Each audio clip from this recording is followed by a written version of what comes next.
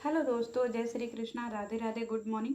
तो चलिए सबसे पहले मैं अपनी 4 पंक्तियाँ जो है ना, उससे जो है मैं आज के अपना रिएक्शन शुरू करूँगी। तो सबसे पहले मैं आपको 4 पंक्तियाँ सुनाती हूँ, सुनिएगा। रण बीच अकेली डटी रही, साहस के तब पौ बारे थे। दुश्मन से बाजी जीत गए, पर हम अपनों से हारे थे। त्यागे श्रृंगार अवस्था के, अरे रण के आभूषण धार लिए। जिन हाथों में कंगन खन के, उन हाथों में हथियार लिए। शिशु पृष्ठ भाग पर बांध लिया, अरे बलगाएँ साधी दाँतों में। फिर घोटक पर होकर सवार, गह लिए खड्ग निज हाथों में।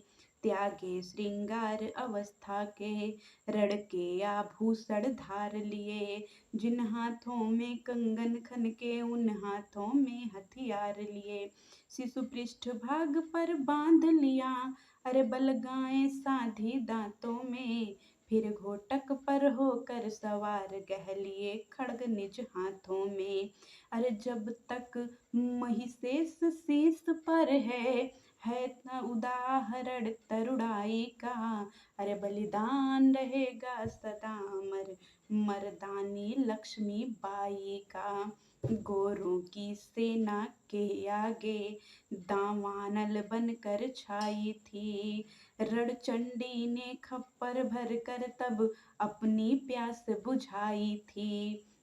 उड़ चला पवन के बेग पवन, बादल बादल बन बरस गया।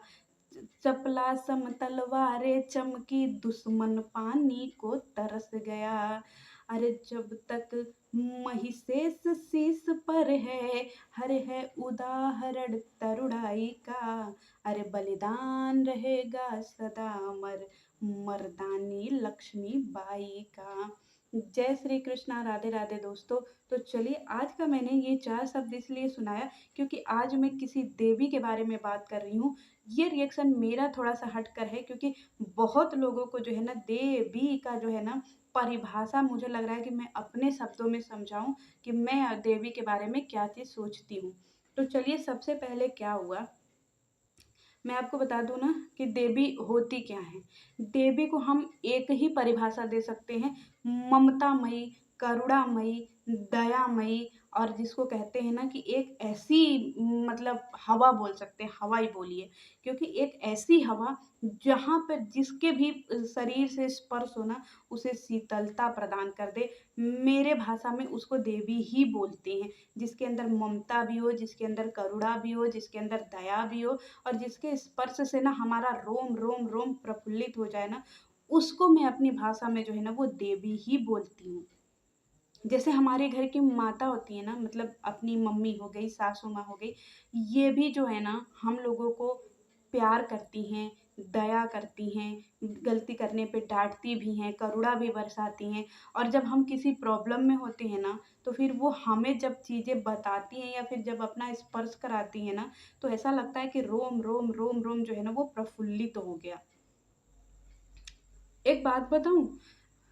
एक जो पुष्प होते हैं, जो फूल होते हैं, जब मैं हाई स्कूल में पढ़ रही थी ना, तो उस समय एक कविता थी।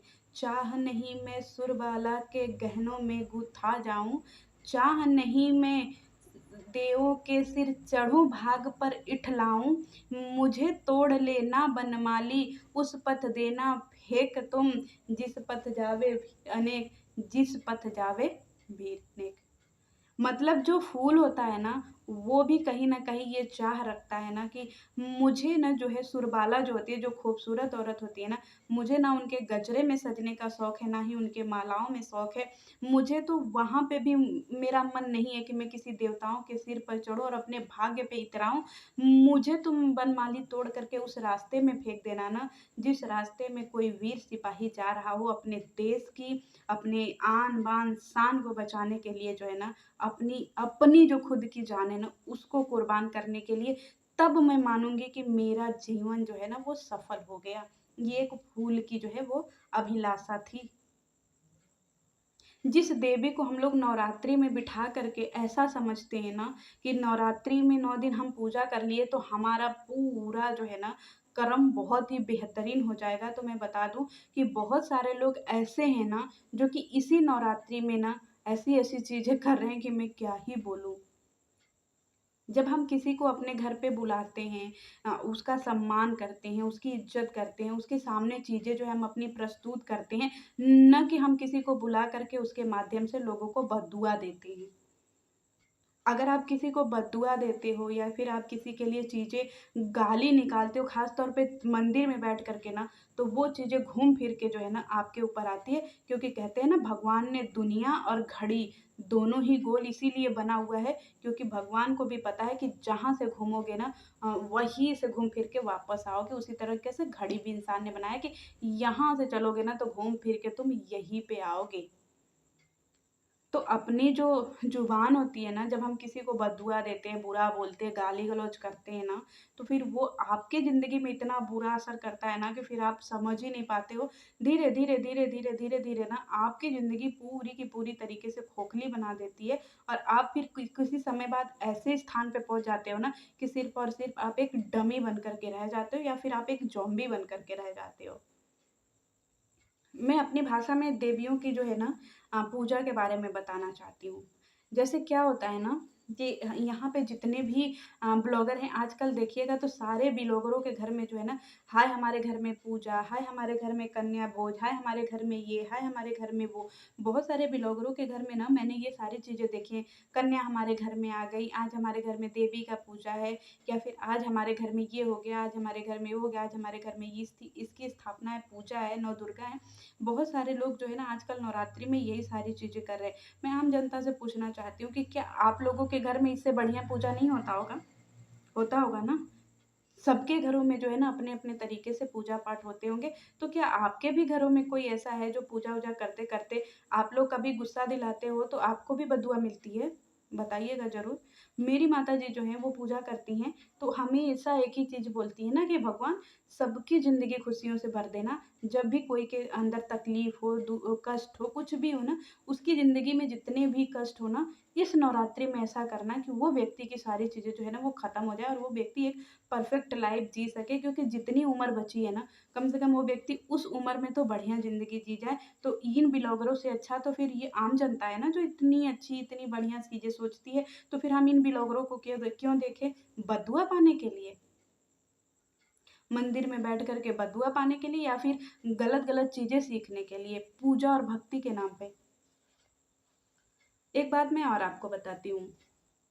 कुछ लोग बोलते हैं ना कि हमने भगवान को नारियल चढ़ा दिया, हमने भगवान को धूप दिखा दी, हमने भगवान को आरती कर दिया तो भगवान हमारे हो गए। किसी भी किताब में आप हमको मतलब दिखा दीजिएगा कि भगवान ने बोला है कि नहीं तुम हमारा पूजा करोगे, आरती करोगे, भजन करोगे या फिर तुम हमारे सामने रोज़ नया-नया लिपस्टिक लगा कर के या नया-नया कुर्ता, कपड़ा, साड़ी, लुगा पहन कर के आओगे, तभी हम खुश होंगे। कबीरदास जी थे, क्या थे? कबीरदास जी ने तो सीधे लिख दिया, कबीरा इस संसार में भाँति-भाँति के लोग। सोच लीजिए। ऐसे-ऐसे जो है महापुरुष हुए हैं, जिनके पास के कपड़े ही नहीं हैं। क्या उनको आज तक उनकी छवि या उनकी चीज़ें कोई भूल पाया है? नहीं भूल पाया है। उनको उनके कर्म के हिसाब से या उनको उनके चीज़ों के हिसाब से आज भी लोग याद रखते हैं। कबीर अमृतबाणी कौन ऐसा नहीं होगा जिसने सुना नहीं होगा? रहीमन निजमन की व्यथा मन ही राखो कोय, सुनी अठिलइहें लोग सब बाट न लीहें कोय। जो मन की व्यथा होती है ना, रहीमदास ने सीधे-सीधे कहा है कि उसे अपने मन में ही रखो। अगर आपको किसी के प्रति गुस्सा भी आ रहा है ना, किसी के प्रति आपको कष्ट भी हो रहा है कि अरे इसने मुझे बोल दिया ना, तो आप अपने तरीके से कोशिश करो ना कि इसने मुझे बोल दिया, मैं इसके लिए ऐसा ना बोलूँ।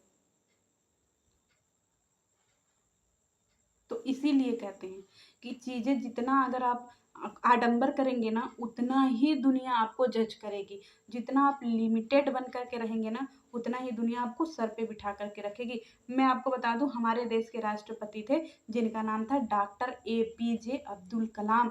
इतनी बड़ी शख्सियत थी, जिनके पास धन के रूप में 4000 के आसपास किताबें थी, 7 उनके पास 7 जोड़ी कपड़े थे और वो हमारे देश को परमाणु बम बना करके दे करके गए हैं, जिसको पूरी दुनिया जो है ना वो भुला नहीं सकती है। और ये ब्लॉगर हमें सिखाते हैं कि भैया कपड़े महँगे पहनना है कि सस्ते पहनना है कि क्या पहनना है, क्या नहीं पहनना है। तो हम इन ब्लॉगरों से क्या सीखें?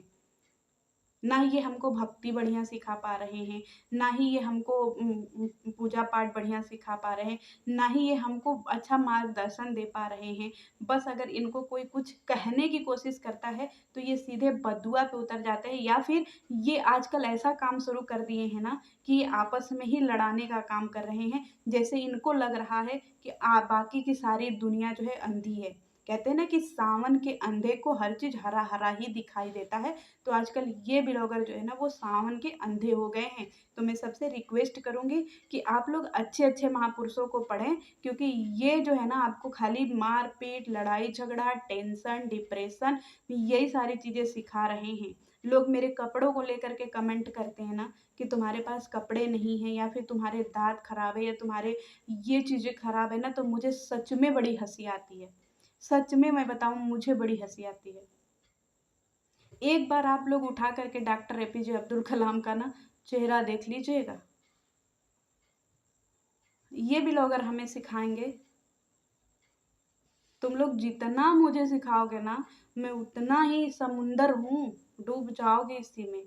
मेरा नहीं कुछ कर पाओगे क्योंकि मैं आप अपनी बातें जो है ना यहाँ पे ख़त्म करना चाहती हूँ कि तुम जलन बरकरार रखो, मैं जलवा बरकरार रखूँगी। तो चलिए मिलती हूँ नेक्स्ट वीडियो में, इसी को कंटिन्यू करती हूँ क्योंकि बातें मेरी बहुत सारी रह गई हैं कहने की। Thank you.